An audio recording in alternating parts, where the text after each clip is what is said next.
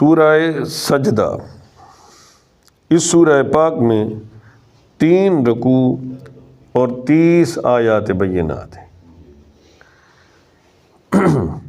اس سورہ پاک میں آیت نمبر 15 میں ان مسلمانوں کا وصف بیان کیا گیا جو قرآن پاک کی آیات سن کر اللہ تعالیٰ کی تسبیح کرتے ہیں اور اس کی بارگاہ میں سجدہ ریز ہوتے ہیں۔ اسی مناسبت سے اس سورت کا نام سورہ سجدہ رکھا گیا۔ اس کے فضائل، حضرت ابو ہریرہ رضی اللہ تعالیٰ عنہ فرماتے ہیں، نبی کریم صلی اللہ علیہ وسلم جمعے کے دن فجر کی نماز میں سورہ سجدہ اور سورہ دہر کی تلاوت فرمایا کرتے تھے۔ حضرت جابر رضی اللہ تعالیٰ عنہ فرماتے ہیں، نبی اکرم صلی اللہ علیہ وسلم اس وقت تک نیند نہ فرماتے جب تک سورہ سجدہ اور سورہ ملک کی تلاوت نہ فرما لیتے۔ حضرت خالد بن معدان رضی اللہ تعالی عنہ فرماتے ہیں، نجات دلانے والی سورت کو پڑھا کرو، اور وہ سورت الف لام میم تنزیل ہے۔ مجھے یہ حدیث پہنچی ہے کہ ایک شخص صرف اسی سورت کی تلاوت کیا کرتا تھا اور وہ بکثرت گناہ بھی کرتا تھا۔ اس شخص کے انتقال کے بعد اس سورہ پاک نے اس کے اوپر اپنا پر پھیلا دیے اور کہا، اے میرے رب عز و جل، اس شخص کی مغفرت فرما دے کیونکہ یہ کثرت سے میری تلاوت کیا کرتا تھا۔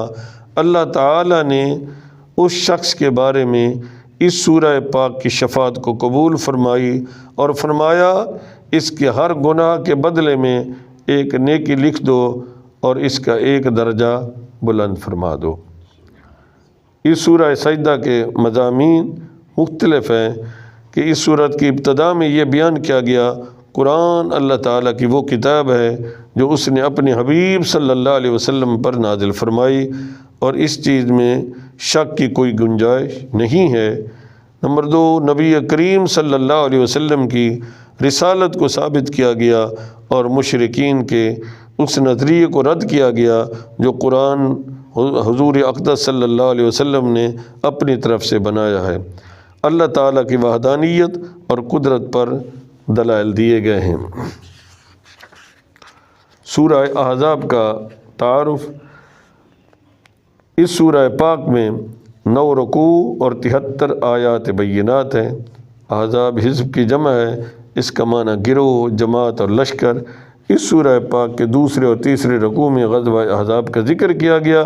اسی مناسبت سے اس سورہ پاک کا نام سورۃ الاحزاب رکھا گیا، چونکہ مشرکین مکہ، یہودی اور منافقین متفق و متحد ہو کر مدینہ منورہ پر حملہ آور ہوئے، اس لیے اس غزوہ کو غزوۃ الاحزاب کہتے ہیں۔ نیز نبی کریم رؤوف الرحیم در یتیم آپ صلی اللہ علیہ وسلم نے اپنے جان نثار صحابہ کرام رضی اللہ تعالی عنہ کے ساتھ مل کر مدینہ کے اطراف میں خندق کھود کر مدینہ کا دفاع کیا تھا۔ اس وجہ سے اس غزوہ کو غزوہ خندق بھی کہتے ہیں۔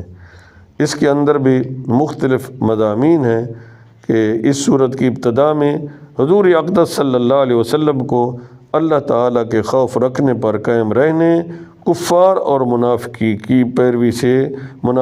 کی پیروی سے بچنے، اللہ تعالیٰ کی وحی کی پیروی کرتے رہنے اور اللہ تعالیٰ پر توکل کرتے رہنے کا حکم دیا گیا ہے۔